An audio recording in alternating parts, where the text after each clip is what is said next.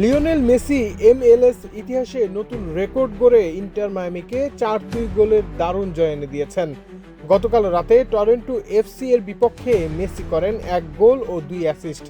এর মাধ্যমে অরল্যান্ডো সিটির বিপক্ষে হতাশাজনক হারের পর দুর্দান্তভাবে ঘুরে দাঁড়ায় ইন্টার মায়ামি।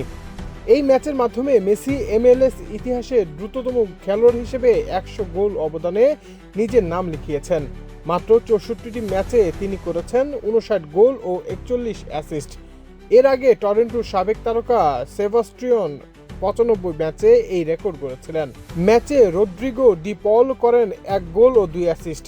44 মিনিটে ফ্রি কিক থেকে গোল করে দলকে এগিয়ে দেন তিনি।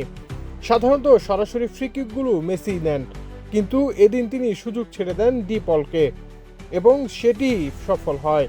75 মিনিটে ডি পলের অ্যাসিস্টে মেসি নিজের নবম গোলটি করেন, যা তাকে লিগের সর্বোচ্চ গোলদাতার থেকে মাত্র 1 গোল পিছিয়ে রেখেছে। লুইস সুয়ারেস ও রিগুইলানো একটি করে গোল করেন।